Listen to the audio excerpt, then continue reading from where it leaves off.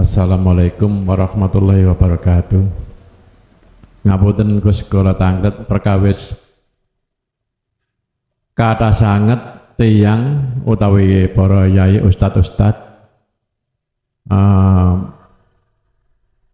bahwasanya Allah niku lebih dekat daripada urat nadi. Lajeng misale kita niki ibadah utawi sholat leres ta umpami kula niki menghadap pada diri saya sendiri. Lanjut. Allah ini lebih dekat dari urat nadi. Waktu kula salat merenungkan Allah di situ juga. Makatan matur nuwun.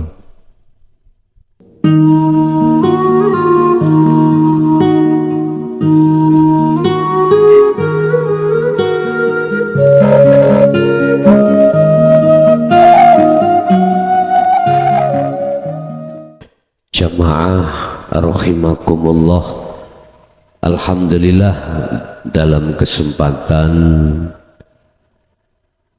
malam hari ini mohon maaf bulan kemarin mboten saged nggih ya. Wonten alasan napa kula nika? Oh pas takbiran nggih hari raya nggih ngapunten ingkang kuwadah. Bapak Ibu, untuk malam hari ini kita akan membahas surat Al-A'raf ayat 12, di mana di situ akan dibahas tentang bahayanya sifat, salah satu sifat yang tercela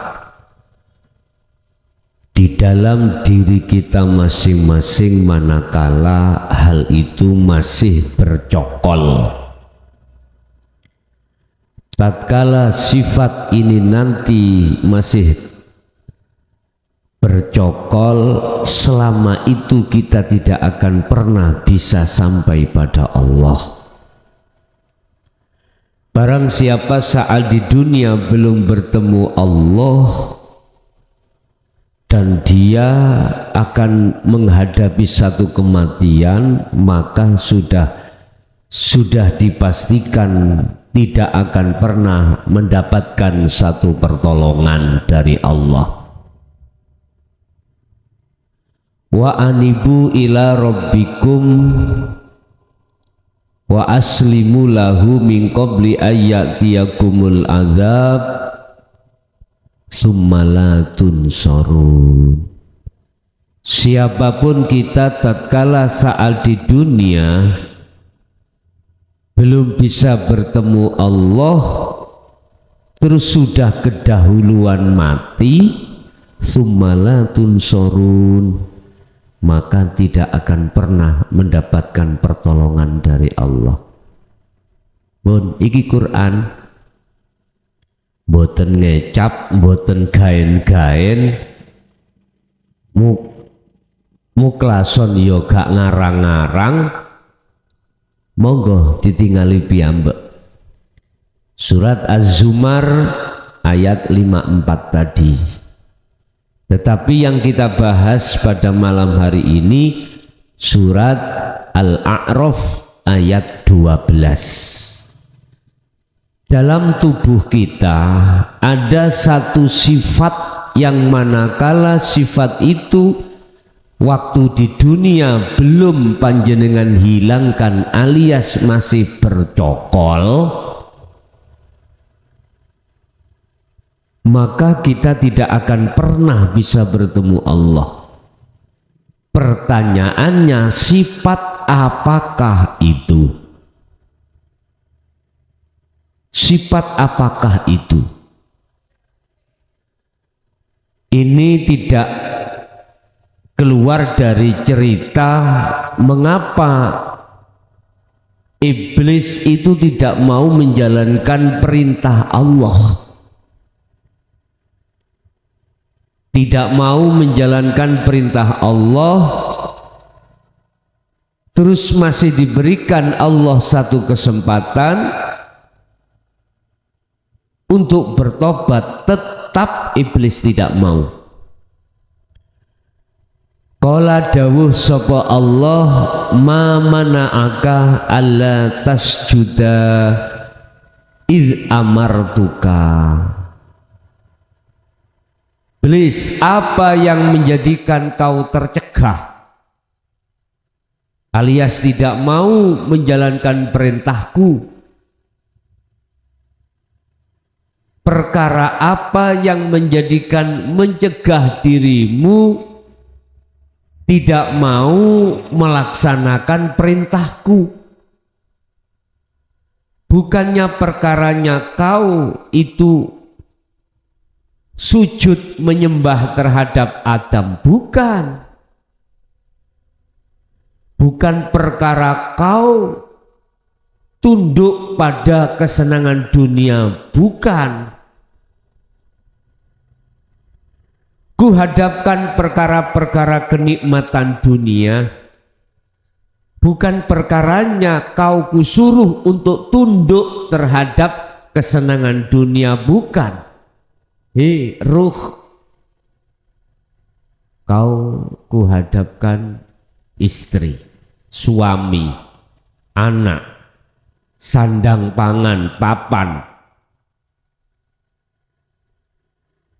Wa zuyyina linnasi hubbus syahawah minan nisa wal banin wal qanatiril muqantarah. Bukan perkaranya kau saya suruh untuk tunduk sujud terhadap makhluk-makhluk iku ndak, tapi laksanakanlah perintahku. Loh, perintah yang mana? Perintah kalau kita di dunia ini bersinggungan dengan urusan dunia. Kalau kembali kepada kita, tidak diperintahkan untuk tunduk terhadap kesenangan dunia, enggak. Apa iblis yang menjadikan kau terhalang sehingga tidak menjalankan perintahku? Qala jawab sapa iblis, ana khairum minhu, saya itu lebih baik daripada Adam.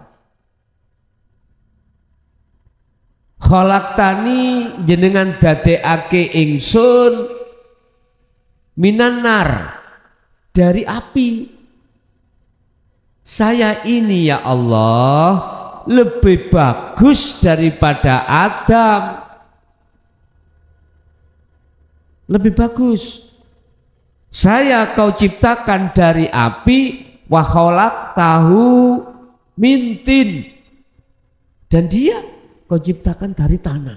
Ayo bagus mana? Otomatis secara akal, Pak.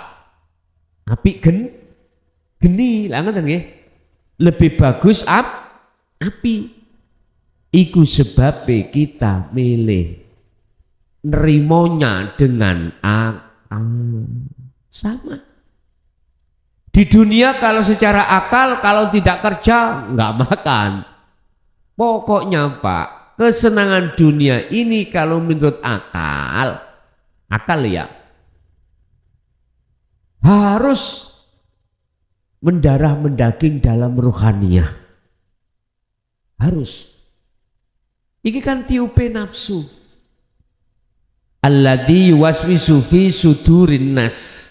Ditiupkanlah di dalam dada kita sebagai manusia tentang masalah duniawiyah ini supaya ruhaniyah itu menganggap segala-galanya.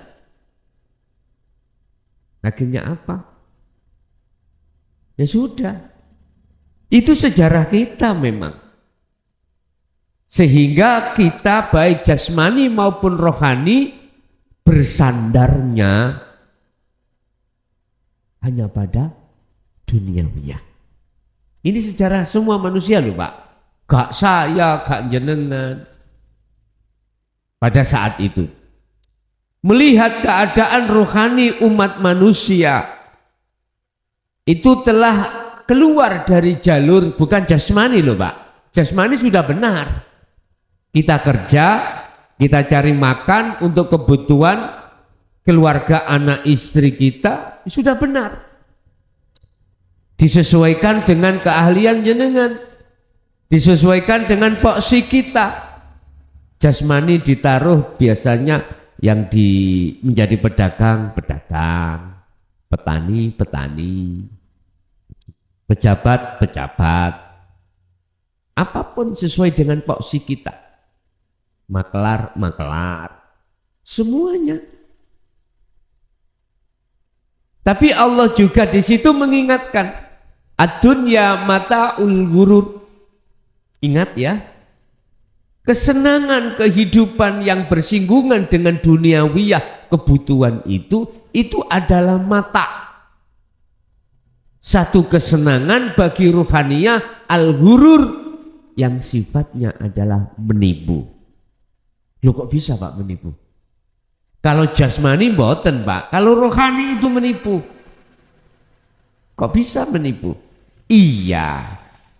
Apapun mohon maaf ya, yang kita sukai, kita senangi, kita cintai selain daripada Allah, berpisah mboten? Berpisah.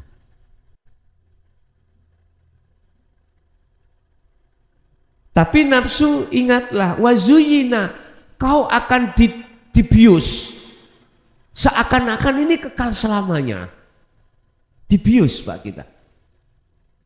Tapi Allah juga memberikan standar, memberikan peringatan, jangan kau ikuti nafsu dalam dirimu, sebab mata'ul ghurur itu semuanya nipumu. Tapi ingat, wal akhiratu khairu wa abqa. Ada suatu cinta yang kekal, suatu cinta yang abadi. Wal akhiratu khairu wa abqa. Yang kekal adalah bercintamu terhadap diriku. Bahasa syariat, kebutuhan akhirat itulah yang lebih kekal. Bapak Ibu, ternyata ikut tipuan roh, bukan tipuan jasad Pak. Sebab kebutuhan jasmani dengan rohani ini beda. Kalau kebutuhan jasmani ngelak, nggih, ngombe, kados ngeten niki. Niki daharane jasmani. Napa roh niku nggih ngombe banyu ngeten niki? Mboten, Pak. Mboten. Napa ombenane roh? Apa carane roh wudu iku? Ya apa carane roh mandi kuwi? Ya apa carane roh dahar iku ya napa? Inna akramakum indallahi atqakum. Takwa ini sebagai makanan, minuman, apapun yang dibutuhkan ruhaniyah. Lah, miturut orang Indonesia deh ya. Kebutuhan itu ada dua, jasmani dan rohani. W.R. Supratman itu menetapkan ruhani itu nomor wahid. Bangunlah jiwanya, habis itu bangunlah badannya. Apa? Sesuatu yang untuk membangun jiwa, bangun ruh. Ya kebutuhan ruh itu. Pak, kebutuhan ruh. Kita tidak bisa keluar dari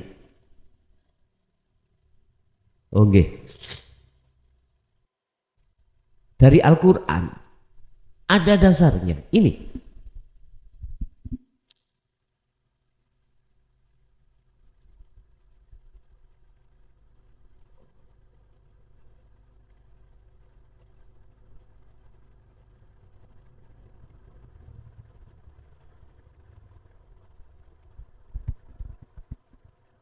Arahkanlah, condongkanlah wajahnya ruh Allah ing Gusti Allah. Allah terhadap wajahnya Allah. Wajah roh iku sing ndi? Wajah Allah iku sing ndi? Sik bingung umat Islam. Bagaimana gak bingung wong matane picek. Gitu. Kasari Gus. Iya nek gak dikasari ya. Kurang mantep jari wak polo. Kita itu Pak, kita itu manusia.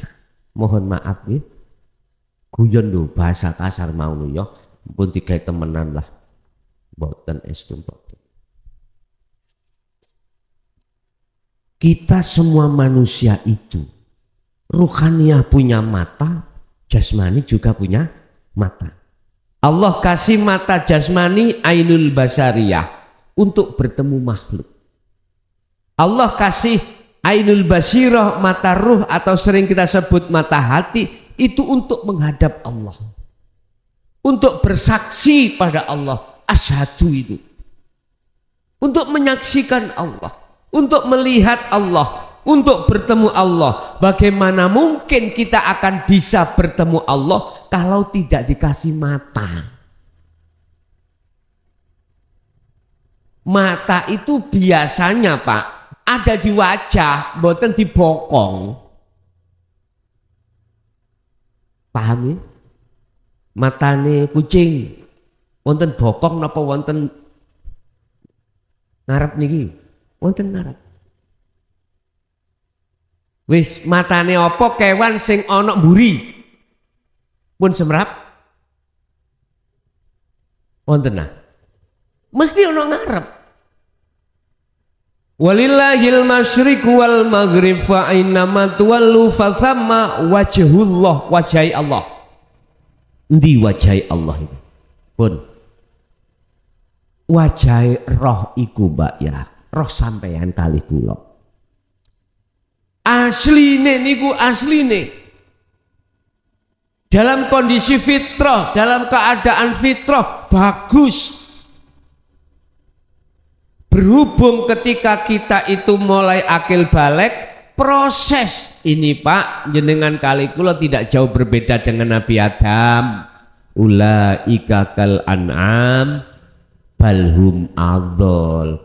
Wajah roh sampai kali kula niki berantakan. Sampai di dalam Al-Quran mengatakan kal an'am, seperti hewan.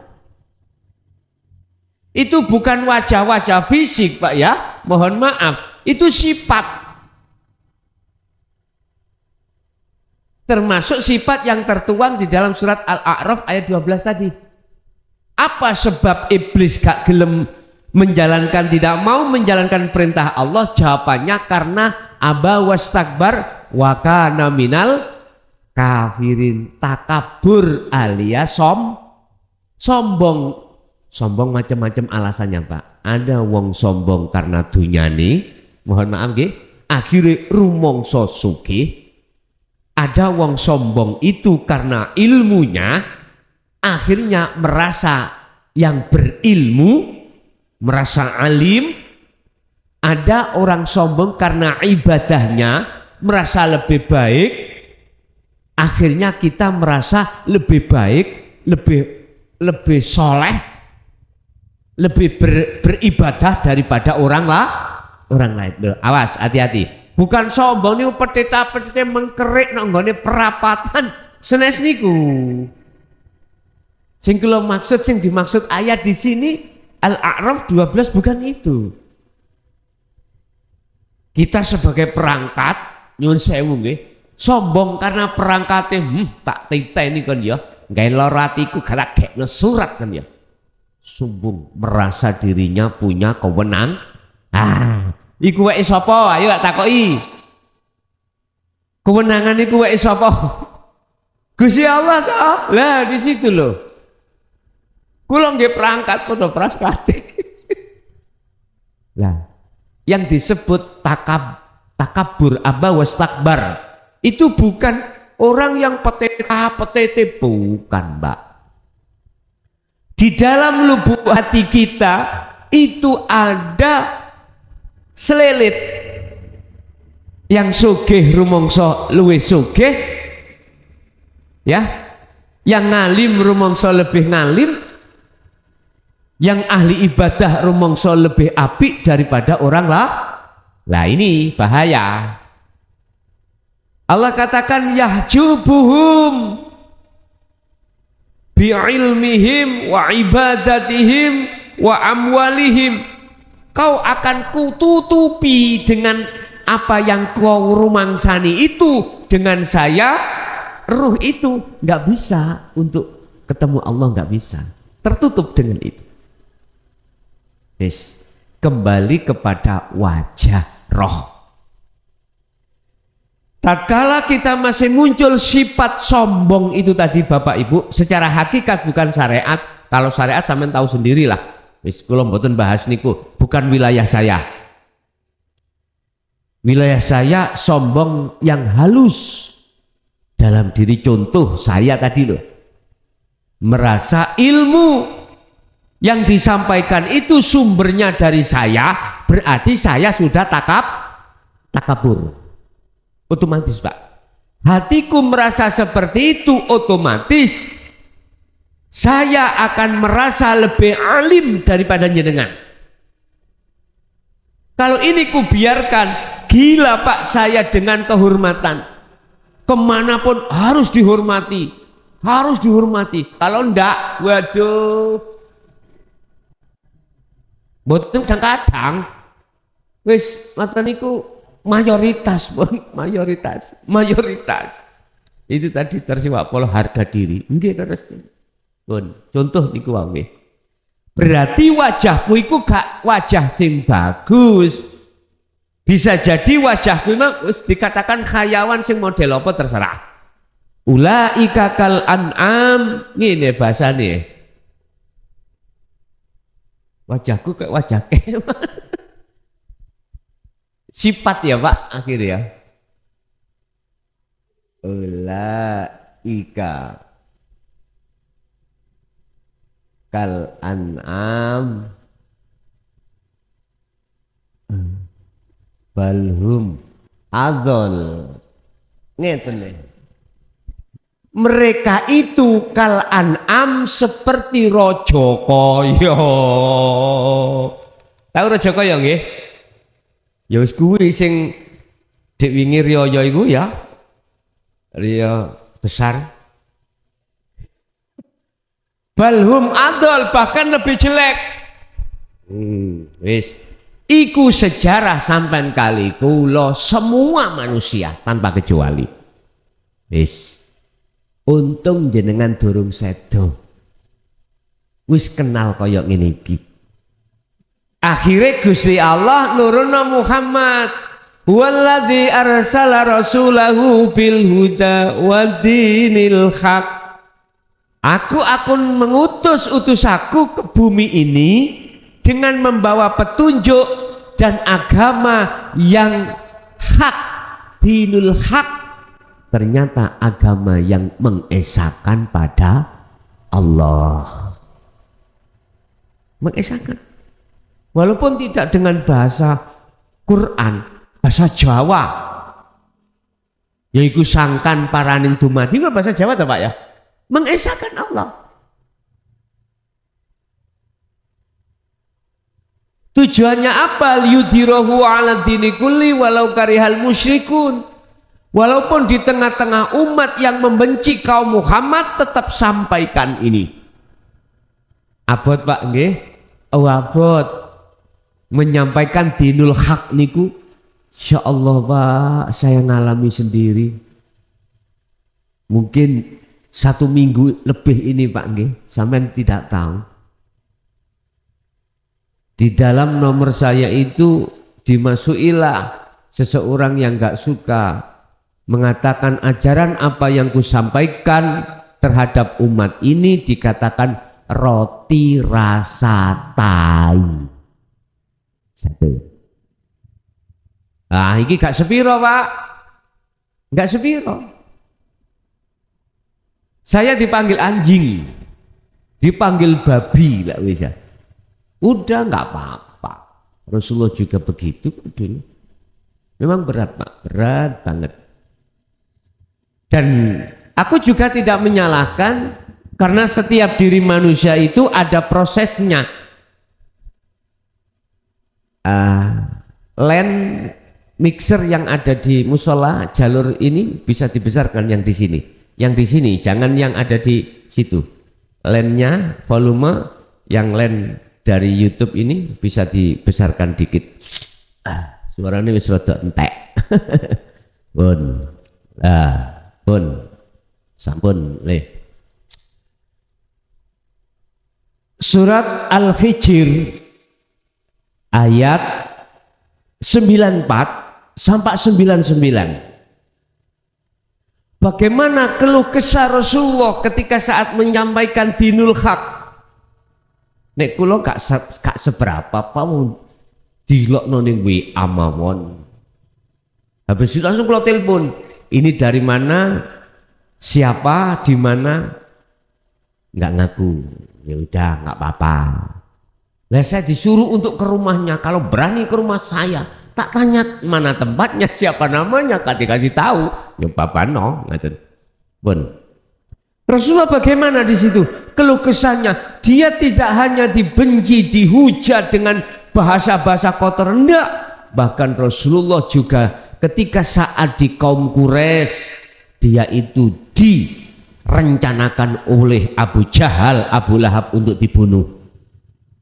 Di dalam kaum Taif, beliau itu dihantami kotorane unta, bahkan dengan batu. Wah, mboten mentolo lah Pak, kalau kita melihat itu gak mentolo. Wong saya mek di WA tok. Enteng nggih? Oh enteng. Di WA tok. Gak usah marah lah kau, gak usah. Itu wis memang resiko saya. Walaupun saya disebut anjing, disebut babi, gak ada masalah. Wong sebutan mawon. Pun. Tapi ajaran Rasulullah itu dinul haq itu bisa diterima oleh kita ini sehingga kita merasa rindu, merasa suka. Akhirnya sampai kapanpun kita nggak ada walai, nggak ada bosen-bosennya. Karena itu pengajaran rohaniah. Tapi ini akan ditolak bagi mereka yang hatinya tidak condong pada Allah. Mboten saged. Pun. Bapak Ibu, mana yang dikatakan wajah ruh itu? Inni wajjahtu wajhiya lilladzi fataras samawati wal ard. Itu kan di doa iftitah dibaca sebelum kita itu membaca Fatihah biasa lah ngoten Pak ya. Di si wajah kita yang harus menghadap kepada wajah lilladzi Allah itu mana? Pun. Sebelum kami membahas wajah Allah, kita akan membahas wajah kita sendiri. Wajahnya ruh adalah imanul haq. Titik. Iman yang benar. Iman yang mana yang dikatakan iman yang benar? Iman yang hanya pada Allah fakot, Allah saja. Contoh. Nah ini kita dasari.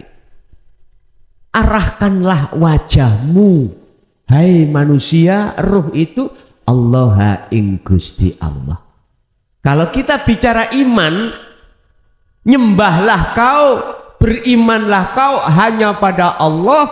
Yang kedua, wajtanibu, dan jauhi wajahmu itu menghadap, mengimani terhadap at-tauhid.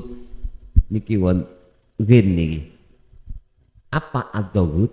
Perkara selain Allah. Contoh Pak, contoh. Nggih, kasih contoh. Iman saya yang masih iman pada tauhid. Contoh.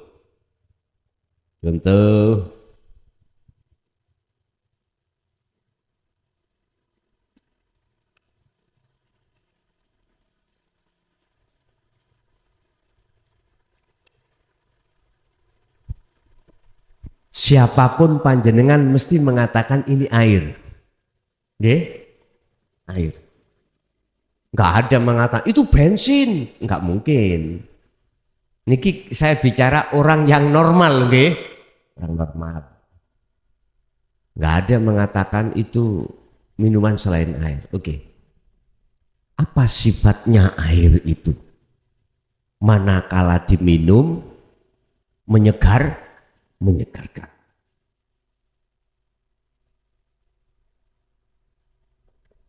Tatkala atiku duweni iman bahwasanya air makhluk ini bisa menyegarkan, segarnya itu dari air, maka saya dikatakan menyekutukan Allah.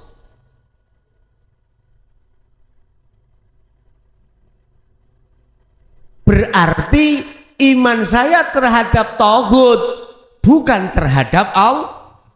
Ini konteks hakikat loh nggih, bukan syariat. Kalau syariat akal memang ngomong.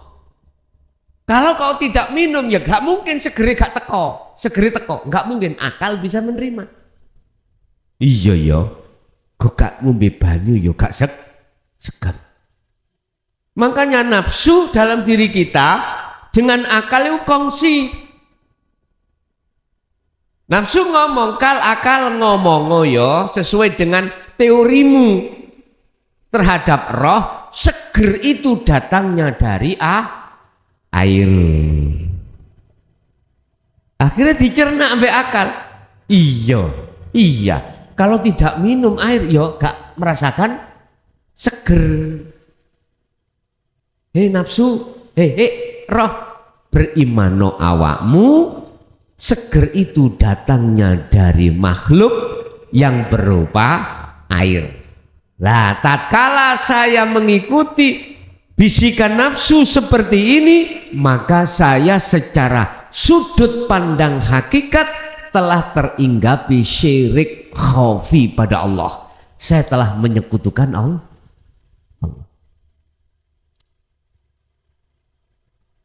Lah mestinya yang benar bagaimana? Wajah sampeyan kali kula rupane iman harus ketemu madhep sambung pada wajah Allah ning jero banyu kuwi. Sebab Allah itu huwal awwal wal akhiru wadz-dzahiru wal Allah itu ya ning jero banyu ya ning jaba banyu, Pak. Itu loh wajahnya Allah yang Al-Qur'an mengatakan laisa kamitslihi syai'un. Enggak bisa kau serupakan dengan sesuatu. Lah ketika kau minum sonmu son la yarawna li anfusihim syai'an. Jangan pernah menganggap seger itu datangi dari air. Yusyahiduna annal fa'ila huwallahu ta'ala. Jelas bahwasanya seger itu datangnya dari Allah subhanahu. Sebab kalau tidak ada Allah gak ada air dulur, gak ada dunia dan seisinya.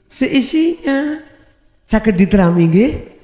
Nah nggih ngeten iki terus derek sebelah wau roti rasa tai bagi mereka. Tapi bagi wa minhum man hadanallah, ada dua golongan Pak setelah Rasulullah menyampaikan ini. Wa minhum man hadanallah, satu golongan mendapatkan hidayah dari Allah, menerima hidayah, akhirnya hatinya ayem. Ketika terus hatinya itu bertemu Allah di situ ayem. Wa minhum man haqqat minadh dhalalah, tapi sebagian besar dia itu bersikukuh mengatakan seger itu datangnya dari air. Mengke nek gak cocok ambek awak takdir apa mesti marah-marah Pak. Gak. Karena makhluk sing muncul.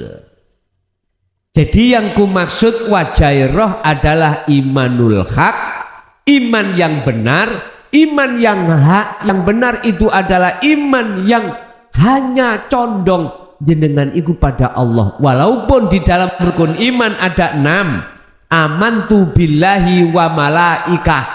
Ya, malaikat iku makhluk padha ambek banyu ngeten iki. Tapi imanmu itu madepi rohmu itu madep nang Allahnya pada diri makhluk. Paham ya? Ini maksudnya itu kita ditarik Allah untuk condong pada Allah. Iman kita hanya pada Allah. Lah iblis itu gak gelem, Pak. Karena apa? Karena akal. Yang dipakai itu akal. Yang dipakai akal. Akhirnya mohon maaf ya, iblis mengatakan, Adam, kau ngerti maknanya khuldi? Ya, kekal. Jikalau kau tidak makan buah khuldi, kau tidak kekal di surga. Tak gitu toh? Padahal Allah kebalikan ngomong. Dawe Allah kebalikan. Bila mana kau makan buah khuldi, kau akan kuusir dari surga. Berarti gak kekal. Ternyata ya iki Pak, buah khuldi iku sak temene ya kesenangan duniawiyah. Makhluk itu yang kita imani. Akhirnya Allah mengatakan, hubitat a'maluhum wa ma lahum min nasirin. Sebenarnya itu tidak ada satupun makhluk yang bisa menolong makhluk lain. Pertolongan itu datangnya hanya dari Allah. Wis, contoh nih Pak ya. Ning ngarepku iki ana rokok. Iki makhluk. Ana korean makhluk. Kula takok, korean rokok iki makhluk senes? Makhluk. Iki lho sifat asline pun dijelaskan Allah. Pun dijelaskan Allah. Rokok ngomong. Umpama rek korean apa? Korean itu lah. Namanya apa bahasa Indonesia Korean itu? Korek api ya. Tolong bongen aku, sumetno aku. Rokok ngomong. Misalnya ngomong. Sampeyan jarno saged ngeten iki korean iku saged ngebong. Memberikan manfaat terhadap ada pihak ketiga, Pak. Inilah yang manusia tidak sadar. Kita beraktivitas apapun itu ada pihak ketiga. Allah. Ketika saat rokok iki mang pihak ketiga mundut ya, sampeyan tinggali lah. Engko sampeyan ningali teng pundi ini, teng koreane apa teng pihak ketiga?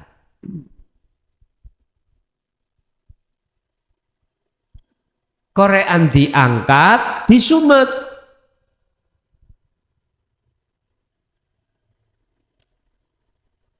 Akal tak omongi, akal sing ngebong rokok sapa? Mesti jawab korek.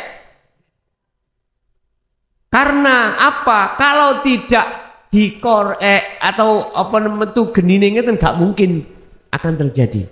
Tapi satu hal yang tidak manusia mengerti, perkara pihak ketiga tadi loh yang berperan ini tidak bisa dilihat oleh banyak manusia. Apa sebab? Karena mata hati kita tertutup oleh korean. Akhirnya nggak bisa melihat yang mengorek. Nyun sewu, sekalipun para nabi, para rasul, itu nggak bisa menolong terhadap umatnya. Kalau kita ngomong makhluk loh ya, ngomong makhluk. Maksudnya ketika Rasulullah itu memberikan syafaat terhadap umatnya, bukan maksudnya Rasulullah Muhammad makhluk itu bisa menolong. Karena Allah mengizini Nabi Muhammad untuk menolong terhadap memberikan syafaat terhadap iku lho sing bener. Jadi ojo didelok makhluke. Nek sampai ningali makhluke mesti mujine ndewaknone menghambane terhadap makhluk. Ini yang Allah larang. Wastanibut tagut, adohno imanmu itu terhadap selain Allah. Aku tanya, Nabi Muhammad itu selain Allah apa? Senes, tah Allah. Selain Allah toh? Makhluk apa kholik? Kalau toh makhluk, kembalilah pada ajaran Rasulullah yang sesungguhnya. Apa ajaran Rasulullah? Jangan pernah kau menyembah, memuja, memuji aku, tapi sembahlah, pujalah, pujilah siapa yang aku sembah, siapa yang aku puji. Ditulis ning Quran kau pedhi, Pak. Alhamdulillah utawi sekabai pujalan puji iku mung kagungane ini Rasulullah, Pak. Muhammad mengarahkan itu, enggak menyuruh untuk memuja beliau. Wis jelasan iki. Sebab sifatnya manusia makhluk la haula wala quwata illa billah. Wis balik kembali kepada pelajaran kita Al-A'raf 12. Kami pertegas takabur yang rumongso api ini bukan secara fisik, Pak. Bukan. Tapi secara rohani. Mana rohani? Contoh kula sugih. Kula niku rumangsa sing sugih kula. Mesti kula ngesorno jenengan sing di bawah saya. Rasa rumangsa saya sugih kaya itu bentuk takabur. Muncul nit ngoten mawon, iku sifat yang menghalangi kita pada Allah. Wis, iku teko dunya, Pak ya. Jabatan saya kepala desa, 2 periode bisa. Lah, nyun sewu, kula mawon tak gawe contoh. Lah, di situ adalah sudah diterangkan amanah toh, amanah dari Allah toh. Wah, Gusti Allah kabeh toh. Tapi nang saya HI kalau saya yang merasa menjadi kepala desa. Pangkat ini pangkatku mukhlason, bukan pangkatku Allah. Wis, akhirnya piye? Ya ikut takabur itu. Wis, kula niki wong ahli ibadah, Pak. Bendina sarungan putih, bajune putih. Wis ta. Saya ini kupluke iki mang sing putih rusuh, Pak Imam. Kok gak rusuh tak gawe dadi putih-putih. Bendina ben waktu ana musala, ana masjid, ngimami pisan. Teko dhisik dhewe. Teko awal-awal. Wis ta. Umume wong mesti mengatakan oh mukhlason saleh. Lah ngoten nggih. Saleh. Bagus. Pandangan menungso. Pandangan manusia. Tapi pandangan Allah engkok sik. Lah kula niku rumangsa ahli ibadah, al-ubad, ahli ibadah. Ahli ibadah.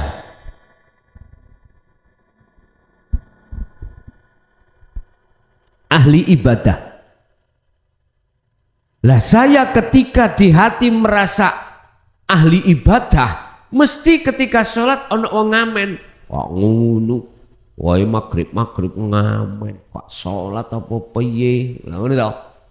Iku luwih apik aku katimbang wong ngamen.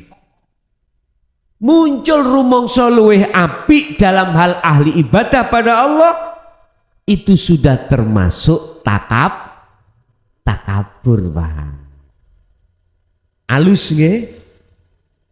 Apa sebab di dalam hatiku itu kok ya teringgap takabur, sifat yang menjadikan hijab hatiku pada Allah? Karena saya melihat makhluknya satu sisi. Yang kedua, saya tidak mau menerima ajaran Rasulullah di jalur dinul haq. Akhirnya otomatis dong saya mengatakan pelajaranmu itu roti rasa tai bagi saya. Bagi saya.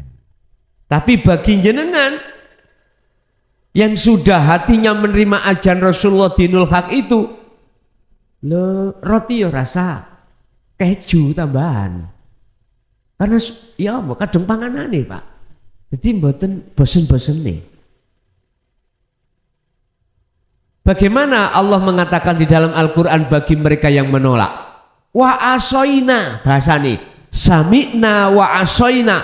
Udah gedingi apa ya? Benci.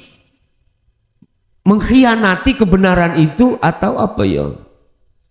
Dia memang benar mengatakan roti rasa tai gue sudah benar bagi dia. Memang nunjem Pak ningati Pak, nunjem. Estu nunjem. Lorok. Karena di dalam hati kita ada penyakit Pak.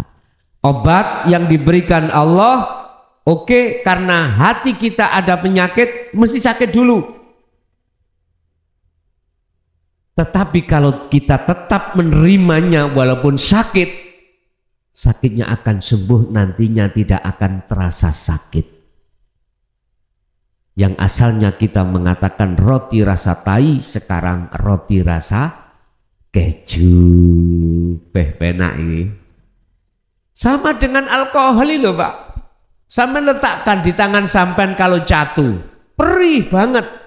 Tapi kalau tidak ada jatuhnya, dingin kita rasa. Sama ajaran yang kusampaikan dinul haq ini di tengah masyarakat. Sampeyan tingalilah sing gak suka, atine nebyak-nebyak. Ngaji taek, kejeron dari mana gak tahu nyemplung. Kok roh nek jero lah ngono. Mboten saged, Pak. Pun niki pun golongan, kula niku pun ngomong ning Quran niku ngoten. Ada dua, wa minhum man hadanallah wa minhum man haqqat minad-dhalalah. Ada dua golongan ketika saat kebenaran itu disampaikan pasti terjadi seperti itu. Tapi tolong kita semuanya dulunya prosesnya juga menolak. Ingat, karena proses kita itu hati kita fi qulubihim maradun fazadahumullahu marada, ono penyakit Pak. Ketika saat obat ditekakna Allah, maka itu sebagai asyifa, sebagai pengobatan, sebagai obat sing kanggo marasno ati sampean. Lapun kembali kepada sifat takabur.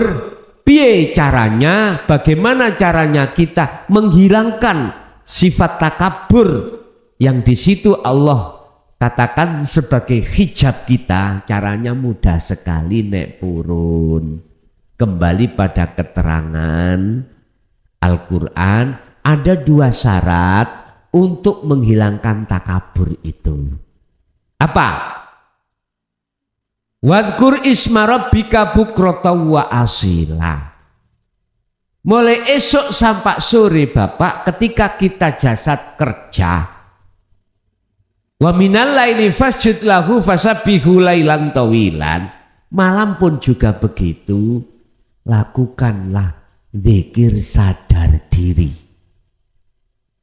Zikir sadar diri ku ya apa? Saelingku zikir itu ya la ilaha illallah.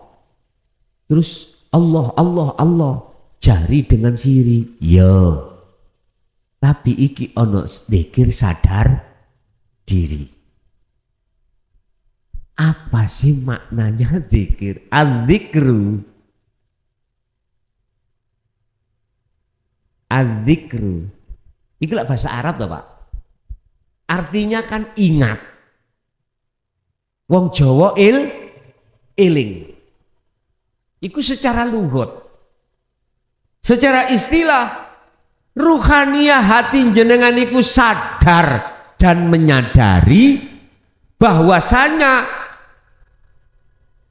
semua apa yang muncul pada diri kita dan di luar diri kita, iku ada sang penggerak. Kita nyadari ada sang penggerak. Siapa? Ya Allah itu. Lah di mana? Di dalam dan di luar dirimu. Hati tatkala sadar dan yakin kalau ada Allah yang menggerakkan ini, itulah yang disebut zikir. Boten harus diucapkan Allah, boten. Boten harus diucapkan la ilaha illallah, tidak harus. Tapi nggih, pesenku nek sampean di undang tahlil, yo jok meneng ae. Sadar diri, aku jare Gus sadar sak temene dzikir sadar diri. Kau kabeh iki sing anune Allah kabeh, meneng kabeh wong 40. Ya boleh tabrakan kalih aturan syariat. Yo ojo ngono dulur. Ya syariate dinggo, ya ngucap la ilaha illallah. Tidak ada Tuhan selain Allah. Itu asline dudono mbisi. Hei, ora ana pangeran kejaba Allah sing agawi. Ora ana pangeran kejaba Gusti Allah sing ngucapno iki, ora ana pangeran kejaba Allah sing nyapo-nyapo kabeh. Kok kula ansal, Pak? Mboten tabrakan ambek syariat. Wong dzikir iku takjak dzikir ngene. Tidak hanya la ilaha illallah, harus ditegasno. Tidak ada Tuhan yang bisa mendikirkan kita kejaba Allah. Ora ana pangeran sing iso nekakno awak dhewe ning kene kejaba Allah. Umpama ditambahi ngono mboten kisru ah. Kisru. Lah iku sampean maknani di dalam hati sampean dhewe. Aku ora iso ambekan napas, ora iso mlebu metu apabila tidak digerakkan Allah. Berarti tidak ada Tuhan yang bisa menggerakkan napas kecuali Allah. Itu loh aslinya maksudnya ada di situ. Tapi ya didem ning ati. Lesan ngucap la ilaha illallah, ati gerake maksudnya la ilaha illallah iku. Niku lho maksudnya sadar diri. Dzikir sadar diri. Kata Al-Quran, Allah mengatakan Muhammad lakukan hal itu mulai pagi sampai sore, juga malam sampai panjang. Jadi wong kota Pak, kapan kerjane? Nek dzikir terus ngono. Hei dulur, iku dilakoni ing dalam waktu kerja yoan. Sebab sing nglakoni iku ati roh, bukan jasad. Jasad ya nyambut gawe, wis nyambut gawe. Rohmu iku madhep nang Allah terus ning kono. Angel. Ngene iki kaken alasan, Pak. Asline iku moh. Kaken alasan. Memang awalnya kita ngomong gampang, laku angel. Tapi nek jenengan kali kula purun gal sedidik terus. Aku yakin angel dadi gampang. Kulo yakin Pak, nanti tanpa disengaja sambung dewe sampai iki. Sambung dewe. Jadi maksudnya sambung dewe gitu ya, karena sudah terlatih. Iku gak usah sampean rencanakan sudah muncul sendiri. Sampean ngertos tiang latah nih. Latah. Yang wong wedok latah niku. Lho nggih, wong latah niku walaupun gak sampean ucap kelatahane, getak titik kari ndelok latahe apa? Ana kontrole jaran. Lah ngoten nggih. Macem-macem wong latah gak lanang gak wedok. Iku dengan sendirinya lho ngoten nggih. Masalahe warga kula nggih ngoten, ana sing latah. Engko nek masuk nek mlebu nang anu mesti kula gudha, Pak. Kula gudha. Tiang jaler niku. Tiang. Muni kula sogok bangkeane ngono. Ngomongin apa wis mboten pamantes kula ngomong. Wis gak tak tirokno. Mboten kula mboten meso mboten. Wis. Lah apa kok ngono? Karena sudah terbiasa. Gak sadar, Pak. Mari ngene langsung ditapuki cangkeme. Ditapuki dhewe. Mergae ngomong elek masalahe. Pun, Sama Pak, kita kalau gelem melatih, lihat surat Al-Ahzab. Mengapa ayatnya mengatakan ya ayyuhalladzina amanu dzkurullaha dzikron katsiron. Kongkon perbanyak, itu sebab kita itu ngelatih. Dzikrullah qiyaman wa qu'udan wa ala junubihim. Waktu berdirimu kerja, buatlah berzikir. Waktu dirimu rukuk, buatlah kau berzikir. Waktu dirimu duduk entah apapun aktifnya, buatlah hatimu berzikir. Waktu kamu berbaring, wa ala junubihim, berbaring. Masalah dzikir ambek lungguh jenengan yang sudah umur swidak 70 nek gak senden ngoten wis dengkeki kumat. Ambek berbaring Pak ben bablas pisan. Lah apa-apa. Mboten diwajibno harus duduk kuwi kholwat dzikir, endak. Lan jenengan geger niki sakit, umurnya sudah banyak, yo dengan berbaring sambil baca tasbih. Wis diumetno tasbih iki, atine ngerasa nang jerone tasbih. Pun keturun ya wis. Pun itu caranya jenengan untuk berseni takabur. Simple nggih?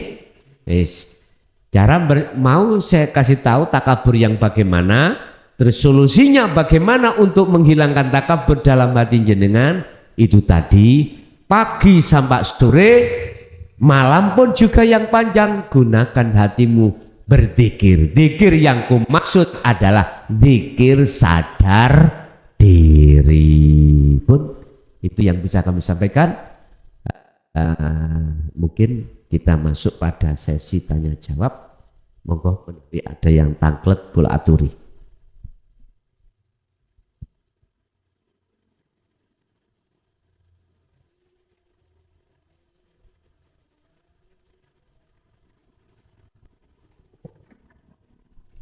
Iki ono pertanyaan ekstrim ya.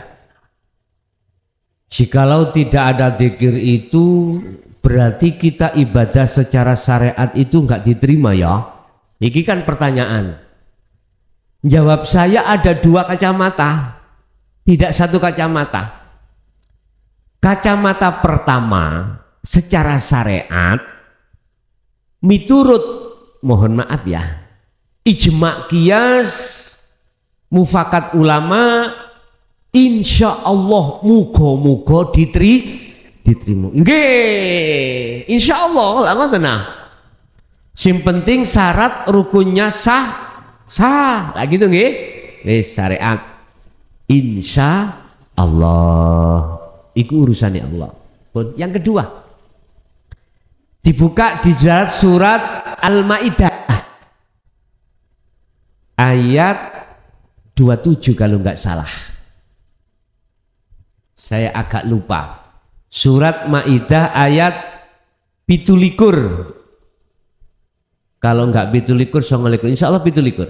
Di situ dikatakan pudulane ayat ngeten. Innama yataqabbalullahu minal muttaqin. Awalnya gini. Ayat itu mengulas tentang amaliyah yang dilakukan oleh Qabil dan Habil. Antara Qabil dan Habil, mana pengorbanannya, mana amaliyahnya yang diterima oleh Allah? Ternyata adalah amaliyahnya Habil, bukan Qabil.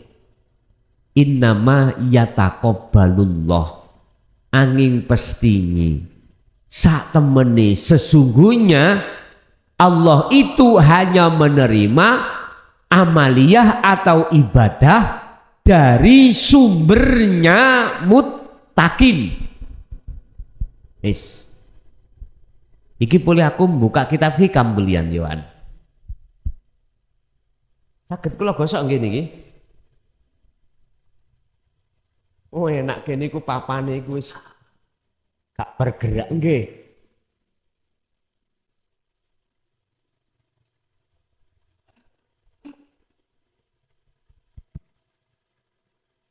innama yataqabbalallahu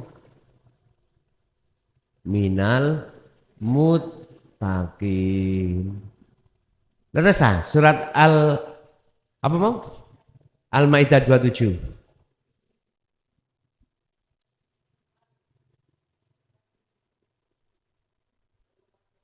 Husnul a'mali nataiju husnul ahwali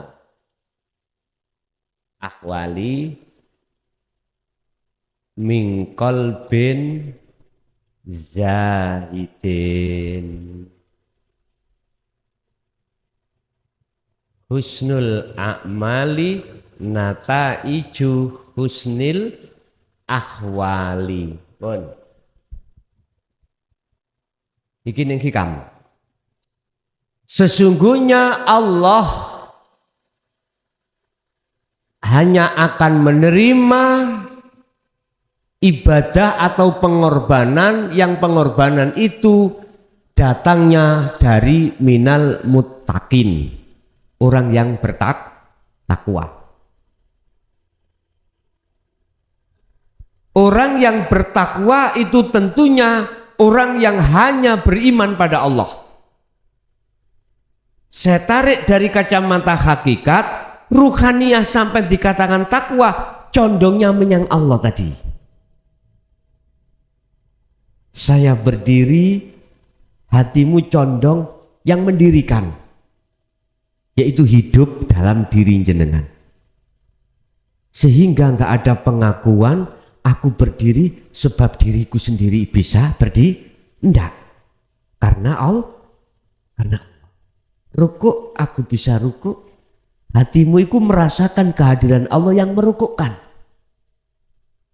Husnul a'mal, bagusnya laku jasad syariat iki di mata Allah, itu tergantung buah dari bagusnya akhwal ruhani di mata Allah. Akhwal keadaan ruhaniyah sampai niki nang Allah iku piye? Nah iki yang dikatakan husnil akhwal, bagusnya ruhaniyah sampai datang Allah iku mingkol bin zahidin, hati yang condong, hati yang hanya beriman pada Allah, hati ditetapkan keallahannya yang kita imani, yang segala-galanya. Manakala itu dilakukan seseorang yang hatinya condong pada Allah, inilah maksudnya muttaqin. Ilmu, amal, istiqomah, itu takwa. Wis sampean jawab dewi. Jawab kula ngeten. Manakala lakune jasmani ibadah, kalau keadaan rohani sampai condongnya hanya pada Allah, mesti diterima. Kebalikan, manakala laku jasmani kita ibadah, hati itu tidak muttaqin, berarti apa? Min qalbin raghibin, hati yang condong pada Allah. Tergantung Pak, hati yang condong pada selain Allah, maksud saya tergantung penggawean saya. Kalau saya makelaran wedhus, dodolan wedhus di pasar, Allahu Akbar, ya apa wedhusku, mesti ngono. Karena mingkol bin rohibin itu adalah selain Allah. Nah, ketepatan saya menjadi kepala desa, Allahu Akbar, mesti iling Pak, mang apa maneh nang ngene kantor mang oleh fee 20 juta. Wah, tak kaya apa ya iku kok. Ngoten iki. Umpama wis hati kita nggak bisa Pak, terus Eling Allah mboten saged. Kalau yang menggerakkan kita Allah mboten saged. Hati kita mesti condongnya kepada selain kalau mingkol bin rohibin. Makanya jangan heran jenengan kali kula salat kelingan sakliyane Allah iku wis biasa, sudah biasa. Banget gitu. Seperti itu. Pertanyaan saya, sampai kapankah kita sholat seperti itu? Ini sebetulnya pertanyaan besar tengah umat Islam loh Pak ya. Tapi di situ jarang dibahas. Saya nggak habis pikir. Kasihan umat-umat ini Pak. Sungguh kasihan. Siapa yang bertanggung jawab nanti? Ketika sudah meninggal dunia. Ingat di dalam surat Az-Zumar tadi ya, ayat 54. Wa anibu wes ndang lekaso bali nang pangeranmu. Wa aslimu lahu dan berpasrah diri padamu, pada Tuhanmu. Mingkobli ayyatiyakumul adab, kembalimu sebelum kedatangan kemati. Itu Sri ndang mulya olehmu minggat gendaan ambek wong liya. Bojomu sing sah ya omah ngenteni. Lho ngono lho gampangane. Ojo sampak awakmu balik ngenteni mati lho maksude gampangane ngomong ngoten. Sebab jikalau kau kembalimu pada Allah sesudah kematian tsumma tunsorun. Gak percaya wong-wong iki. Iki duduk omongane muklason iki. Omongannya dawe Allah.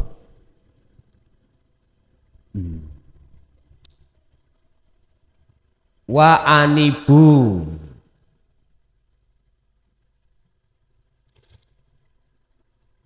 ila rabbikum wa aslimu lahu min qabli tiyakumul ngadabhu summa la tun sorun. Lho ora percaya wis ndang baliyo nang pangeranmu, pasrah nang pangeranmu. Engko sing nemokno awakmu nang pangeranmu ya pangeranmu, sing nyucekno takabur ya pangeranmu. Pokoke lakonono apa sing diomong klason, paham? Min qabli ayyatiyakumul adab, tak elingno balimu nang aku iki cara Allah sadurunge kau kedatangan adab kemati. Jikalau kau nggak mau terus kui mati ya sumalatun sorun, rasakno nggak ono, tidak akan mendapatkan pertolong.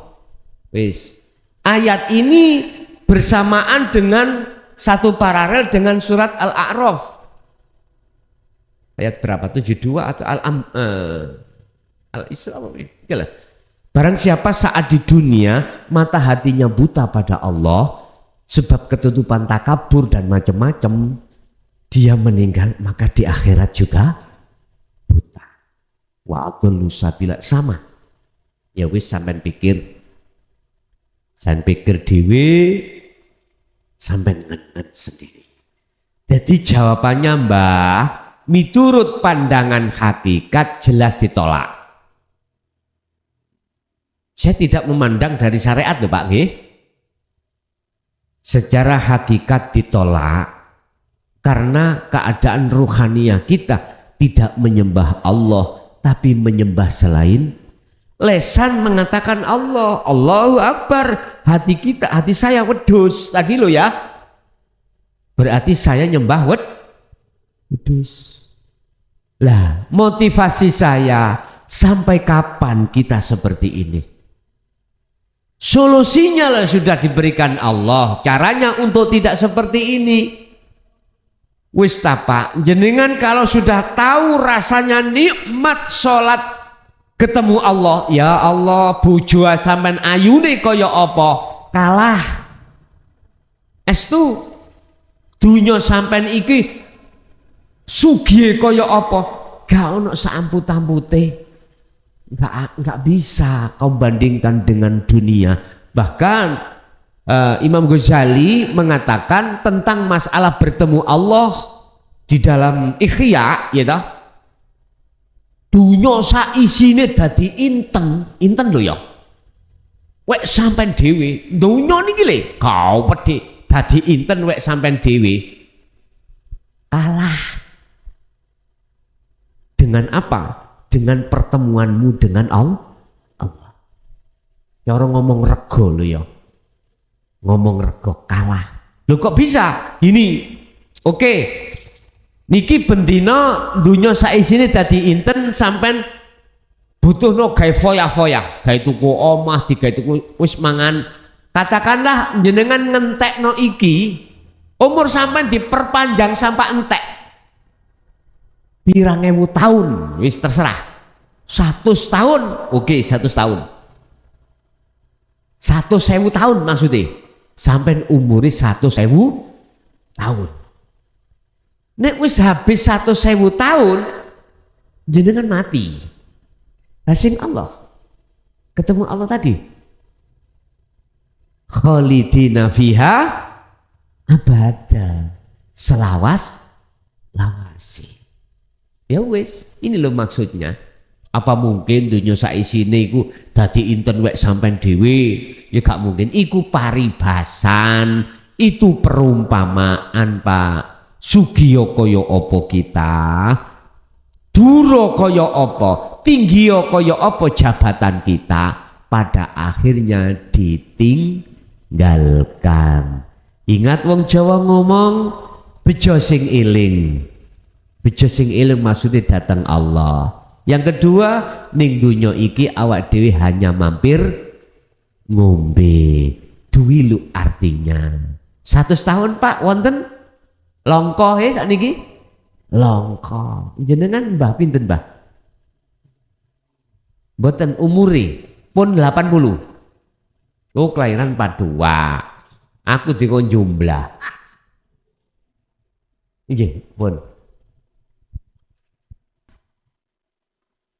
Assalamualaikum warahmatullahi wabarakatuh.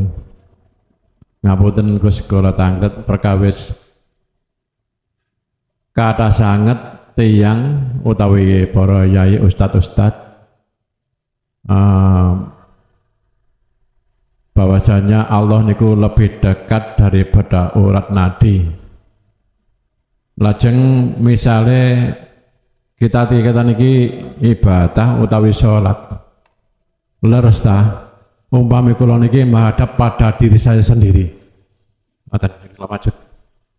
Allah ini lebih dekat dari urat nadi. Waktu kula salat merenungkan Allah di situ juga. Makatan maturun.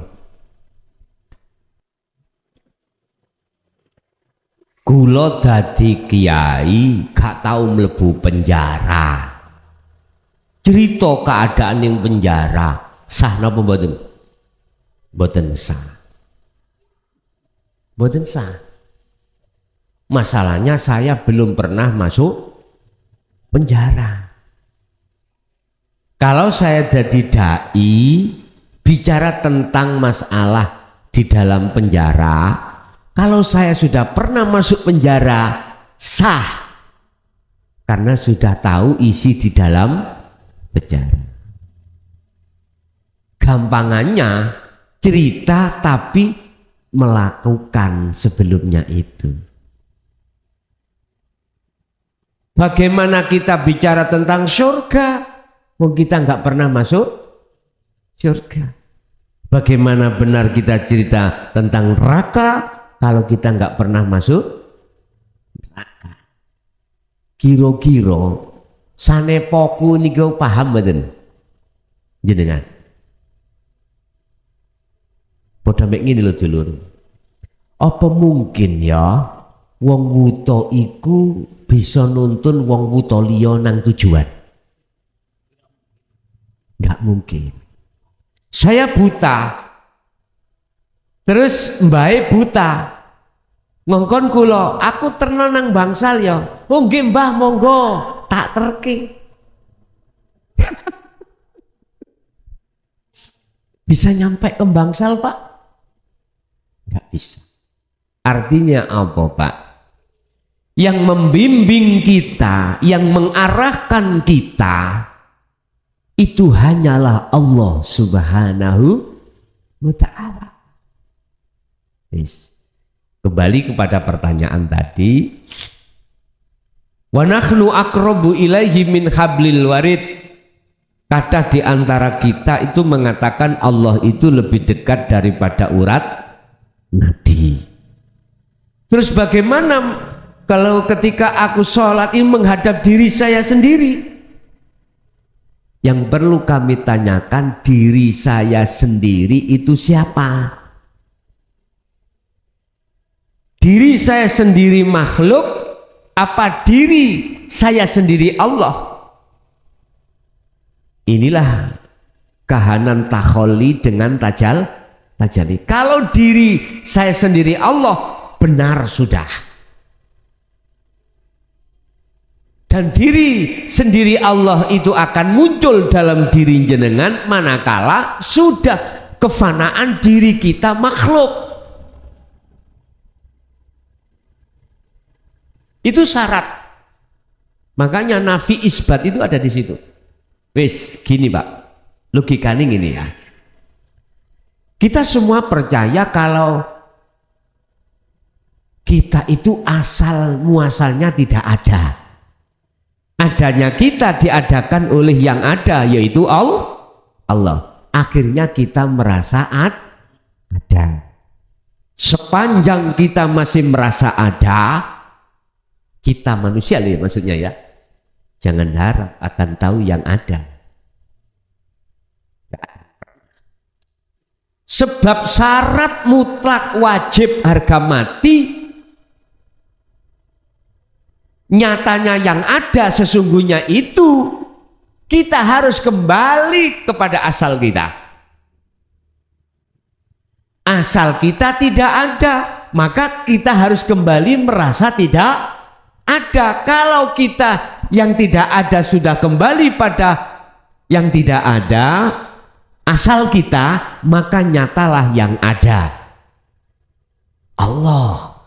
Makanya sembahlah aku, jangan kau sembah namaku, jangan kau sembah sifat dan zatku, sembahlah aku.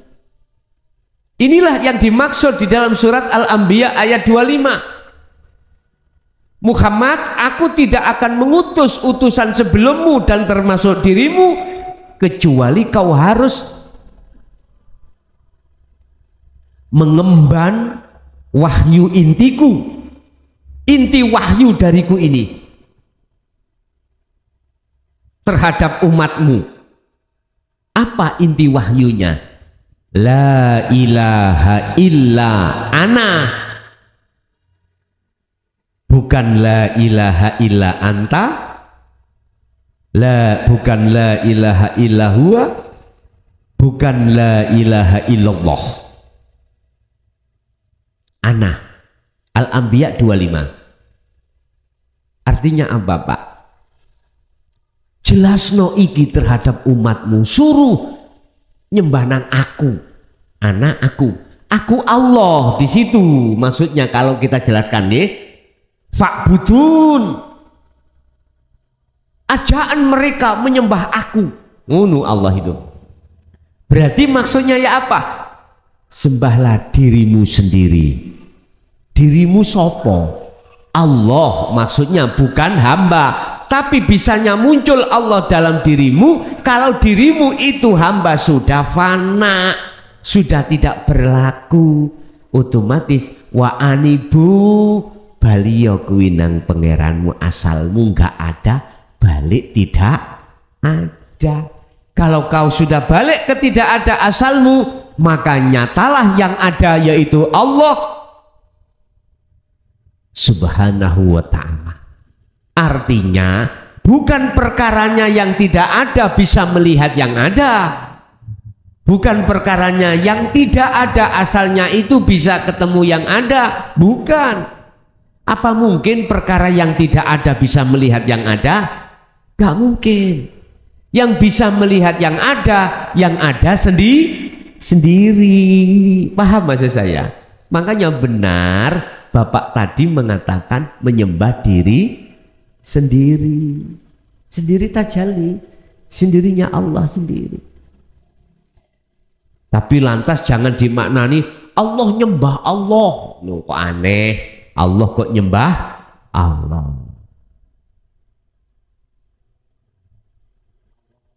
Betul. Jadi maksudnya disebut fa'budu hada apa? Ani budullah niku wau. Arahkanlah wajah ruhmu terhadap wajah Allah. Wajah Allah iku ndi? Ya urip iku. Sambungno rasa iman ning atimu menyang urip. Gini iki maksudnya menghadapkan. Berarti itulah nyembah yang sebenarnya. Paham nggih? Nggih, ada lagi? Niku wingking di belakang. Assalamualaikum warahmatullahi wabarakatuh. Yang saya tanyakan masalah kita menghadapi anak kecil secara hakikat. Kalau kita menghadapi anak kecil, padahal anak kecil itu kehendak Allah. Suatu contoh, anak kecil itu merusak tanaman-tanaman atau bunga-bunga kita. Terus bagaimana caranya kita menghadapi anak kecil itu secara hakikat? Apakah dibiarkan, apakah gimana? Maksudnya di situ sudah Gini, iku gak jauh berbeda ketika kita melihat kemungkaran secara syariat. Ono wong tukaran misalnya, atau orang berbuat maksiat diilingno apa ora. Lah ngene lho. Bagaimana pandang sudut hakikat kita bertindak? Niku mengke itu nanti melihat warid di dalam hati jenengan. Diperintahkan Allah untuk mengingatkan atau tidak? Jenengan mesti ngerujuk ning manah. Ada ning manah itu ada perintah ilingno, ada perintah diemo. Itu ada, Pak. Gak langsung kita itu seketika dengan sifat basariyah karena gak pantas langsung dilingno, langsung diilok-ilokno. Mboten. Mesti ngerujuk neng manah sampean iku ahli suhud. Berpikir 1000 kali sebelum bertindak. Artinya mesti jenengan teng mriki iki dibisiki warid. Elingno atau tidak itu mesti. Kita nunggu komando. Sebab ahli suhud itu, Pak Bu, Allah pasti meletakkan waridnya untuk membimbing kita supaya tidak jauh dari Allah, supaya tidak mudah melalaikan pada Allah. Itu tugas warid itu di situ. Sehingga ketika ada anak kecil itu nunggu warid. Kalau kita proses, Pak ya, anak kecil ngerusak kembang, kalau nggak ada Allah ya nggak mungkin toh Pak ya. Anak itu bisa ujuk-ujuk merusak. Kalau kita berpedoman seperti ini, mungkin diwadani ambek syariat. Tahu diwadani ya? Anak dijarno ae, lah iku diwadani. Akhirnya gap, jadi fitnah. Tetap kita ahli suhud merujuk terhadap Allah warid ini. Kita sudah tahu prosesnya itu, anak itu tidak akan pernah melakukan Pengrusakan manakala tidak digerakkan Allah. Ahli syuhud itu di situ. Beda dengan ahli hijab, nggak pernah melibatkan Allahnya yang melakukan. Mesti makhluknya yang kita tuduh, kita imani ku makhluknya. Jadi Pak, nunggu warid dalam hati jenengan. Ahli syuhud itu ngoten. Nggih, ada lagi.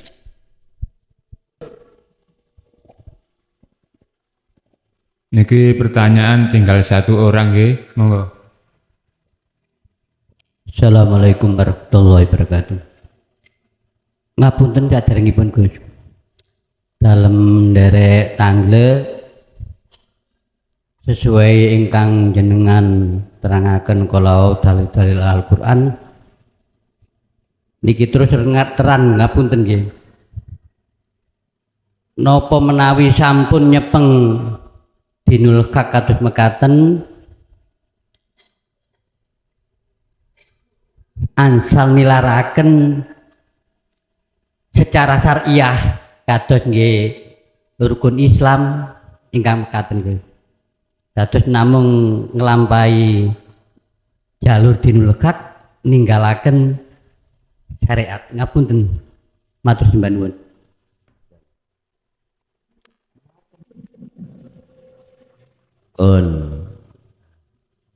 Pertanyaannya iki luar biasa, sama dengan jenengan wau gitu ya. Pertanyaan gini, tadi kan bahasa Jawa tak Indonesiakan, jadi yang di luar itu paham. Apakah boleh kami meninggalkan hukum syariat, ya, hukum syariat, dan kita fokus menjalankan ajaran dinul haq saja? Sebelum saya jawab, perlu kami dasari dulu, hukum syariat itu menghukumi jasmani, ya, hablum minan nas. Hukum dinul haq, hakikat itu menghukumi rohani. Makanya mengapa syariat itu harus ditegakkan? Hablum minan nas, sesama umat Islam itu biar bener, gak oleh nyolong yo gak nyolong, kan dilarang itu. Kalau kita tinggalkan kan apapun kita ambil. Pelemnya siapa? Pelemnya Allah. Nah gitu ya. Hukum syariat ditegakkan itu supaya antara sesama manusia hablum minan nas itu terjaga. Hadis Rasulullah, innama bu'istu liutammima makarimal akhlak. Saya diutus, tidak akan pernah diutus ke bumi ini kecuali untuk menyempurnakan akhlak manusia. Akhlak istimaiyah jasmani syariat, akhlak ilahiyah rohani hakikat. Dari pertanyaan tadi saya katakan boleh, manakala sistem sampean itu sistem majedubun, sistemnya orang jadab. Mesti dimasukkan Allah di dalam makom khos, di mana akal sampean ini sudah enggak fungsi. Paham? Khos iku akal sudah enggak iso dijak ngomong, Pak. Dalam kitab dikatakan majnun. Majnun ini wong gendeng. Yuk, dari mana? Jawabannya gak dari pasar. Sapiku manak pitu. Jawabnya ngono. Lah wis gak nyambung gak, Pak, antara pertanyaan dengan jawaban. Biasanya wong jadab iku mboten ngamuk-ngamuk, mboten, Pak. Mboten. Karena sifat basariahnya itu baik secara akliyah maupun secara ruhaniyah total jenderal dihapus Allah. Jadi mohon maaf kadang-kadang juga nguyuh sak nggon-nggon. Anak kemanten teko ngopo yo ngarepe ngene. Gak duwe isin, umumnya gak duwe akal. Akalnya gak fungsi, yo eneng akalnya tapi tidak berfungsi. Iku majeduk monggo. Tapi kalau mengikuti laqad kana lakum fi Rasulillahi uswatun hasanah wasilun. Nah, ini wasilun itu diletakkan Allah di dalam makom khawasul khawas. Nek tadi khos, iki khawasul khos. Artinya apa? Hati jenengan ini ruhaniyah tidak bisa dipengaruhi oleh nafsu lewat harta benda, kesenangan dunia, tidak. Walaupun jenengan sogeh, walaupun jenengan orang pangkat, walaupun jenengan ahli ibadah, walaupun apapun, tidak bisa. Karena jenengan itu laksana seperti ikan yang hidup di air asin, di laut. Tiap hari campur dirinya dengan air asin, tapi rasa dagingnya tidak terasa asin. Kalau kami masukkan di dalam golongan wasilun, dawuh Rasulullah ini, sallu kama ra'aitumuni usolli. Lakonono hukum syariat dadekno hakikat supaya bisa makrifat pada Allah.